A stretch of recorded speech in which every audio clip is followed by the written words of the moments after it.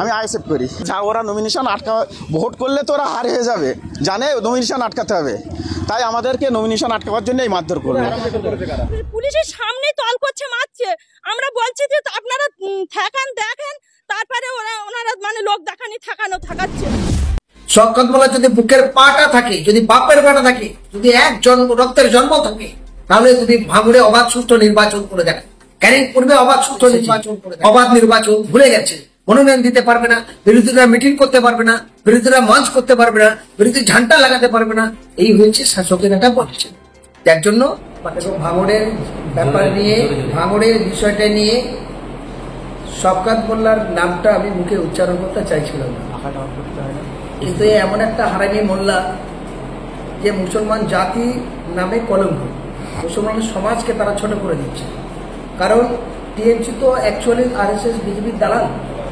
তাদের কাজ হলো মুসলমানকে দিয়ে মুসলমানকে খুন করো, হিন্দুকে দিয়ে হিন্দুকে খুন করো। তাদের একটাই লক্ষ্য, অর্থ, গদি আর ক্ষমতা। তার জন্য লাখো মুসলমানের জীবন গেল, প্রাণ গেল, ছেলে মেয়ে অনাথ হলো, এতিম হলো, ঘর বাড়ি ধ্বংস হলো, বয়ে গেল তৃণমূলের। হাজার একটা দলিত আদিবাসীদের ঘর বাড়ি ভাঙলো, তাদের লুটপাট হলো, তার ছেলে মেয়ে অনাথ হলো, এতিম হলো, বয়ে গেল, তাদের চুরি ছাত্রের সাথে বুঝলো, তাদের বয়ে গেল। সুতরাং তাদের লক্ষ্য একটাই, যে কোনো প্রকারে ক্ষমতা আছে। আর তাই এই হারামি মোল্লাকে ভাঙড়ের অবজারভার হিসেবে দায়িত্ব এনে যখন থেকে শওকত মোল্লা ভাঙড়ে এসেছে, শুরু থেকে এ পর্যন্ত খুন, মার্ডার, লাগাতার এই সন্ত্রাস চলছে। এই সন্ত্রাসের বিরুদ্ধে গোটা বাংলার মানুষকে রুখে দাঁড়াতে হবে। কারণ এই হারামি মোল্লা সন্ত্রাসী করেও যখন পারল না, লাস্ট দিদির পায়ে পড়ল। দিদি সেই ওই হারামি মোল্লার একসময় সন্ত্রাসবাদী তকমা দিল, নটারি ক্রিমিনাল হিসাবে, একদম ইন্টারন্যাশনাল ক্রিমিনাল হিসাবে মানবাধিকার সংগঠনের নেতৃত্বটা তার প্রমাণ করলো। তারপরেও দিদি তাকে জানে এরকম অবস্থা। এখন দিদির ক্ষমতা দরকার, ক্ষমতার জন্য যে দিদিকে বোম মারতে গেল, সেই দিদি তাকে দায়িত্ব দিল ভাঙড়ের দায়িত্ব দেওয়ার পরেই ভাঙড়ে যারা পুরনো তৃণমূল করে, তারা সেই দল ছেড়ে এদিক ওদিক ঘুরে বেড়াচ্ছে। আপনারা সবাই জানেন ভাঙড়ের নাম করা তৃণমূলের যে জন্মদাতা শুরু থেকে ছিলেন, প্রথম ফার্স্ট এমএলএ ছিলেন আরাবুল, তাদের এখন আউট করে দিয়েছে। তার ছেলে জেলা পরিষদের রানিং মেম্বার, তারা বার করে দিয়েছে।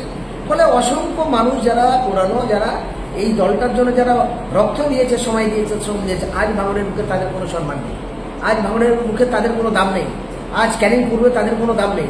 একজন উলক্ষয়ী গোবিন্দ, সে দুনিয়ার স্বার্থ সিদ্ধি করা ডুপ্লিকেট মানুষ, সে তাকে নিয়ে ভাঙড়ের অবজারভার করে ভাঙড়ের একদম মাস্টার প্ল্যান চেঞ্জ করে দিচ্ছে। পরে আমি আপনাদের কাছে এইটুকু বলতে পারি, শওকত মোল্লা যদি বুকের পাটা থাকে, যদি বাপের পাটা থাকে, যদি রক্তের জন্ম থাকে, তাহলে তুমি ভাঙড়ে অবাধ সুষ্ঠু নির্বাচন করে দেখো, ক্যানিং পূর্বে অবাধ সুষ্ঠু নির্বাচন করে দেখো। তৃণমূল কংগ্রেসের বলতে চাই, যদি তোমাদের বুকের পাটা থাকে, যদি সত্যটা চাও, তাহলে কত বড় তোমার দিদির পাটা সত্যবাদী আমি দেখতে চাই, যে বাংলার বুকে অবাধ সুষ্ঠু নির্বাচন করে দেখাও।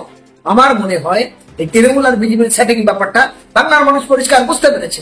তাই তারা বাংলার মানুষের প্রতি বিশ্বাস এবং ভরসা হারিয়ে ফেলে তারা এখন লুটের রাজত্ব এসেছে, অবাধ নির্বাচন ভুলে গেছে, মনোনয়ন দিতে পারবে না, বিরোধীরা মিটিং করতে পারবে না, বিরোধীরা মঞ্চ করতে পারবে না, বিরোধী ঝান্ডা লাগাতে পারবে না।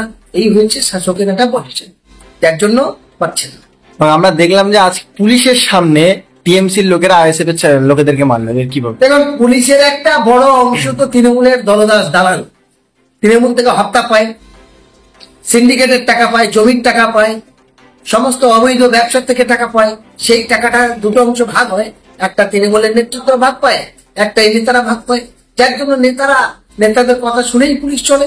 পুলিশ দলদাস, কিন্তু পুলিশের মনে রাখতে হবে, তারা জনগণের ট্যাক্সের টাকায় তাদের খাওয়া হয়, তার গোটা পরিবারের ছেলে মেয়ে পড়াশোনা থেকে। ইভেন পুলিশের জনগণের ট্যাক্সের টাকা থেকে তারা পুলিশের ড্রেস পরে, গাড়ি চড়ে, অস্ত্র ব্যবহার করে, এবং তাদের গোটা পরিবারের জীবন জীবিকা চলে। ফলে সেই জনগণের সঙ্গে যদি প্রতারণা করে, তাহলে পুলিশ এই দলদাসের কাজ করবে। তাদের উদ্দেশ্য বলতে চাই, মনে রাখবেন, মানুষের অভিশাপ লাগে। সুতরাং আপনার এই অভিশাপে জনগণের টাকার ট্যাক্সে আপনি খাবেন আর জনগণের সঙ্গে প্রতারণা করবেন, জনগণের অভিশাপে আপনার বাড়ির মানুষ ওই ভ্যালুর হসপিটালে গিয়ে ভর্তি হবে, বড় বড় রোগে আক্রান্ত হবে। ফলে সময় থেকে আপনারাও শুধরে যান, মানুষের সেবা করতে থাকুন। পুলিশের দায়িত্ব অশান্তকে শান্ত করা, কিন্তু সেগুলো ভুলে গিয়ে লাগাতার ভাবে সন্ত্রাসীদের সাপোর্ট করবে, এই জিনিস মেনে নেওয়া যায় না। মার খেলো আইএসএফ এর লোকরা, কিন্তু শওকত মোল্লা বলছে যে এখানে অরাজকতা সৃষ্টি করেছে নওশাদ সিদ্দিকী এবং তারা দল আইএসএফ। কি বল? দেখো, শওকত মোল্লা 100 কথা বললে 95টা মিথ্যা কথা বলে। মিথ্যায় ওর জন্মলগ্ন থেকে শুরু থেকেই মিথ্যার আশ্রয় নিয়ে বেঁচে আছে, কারণ সত্য কথা বলার অধিকার বা সাহস তার নেই। এটা আজকে নতুন করে নয়।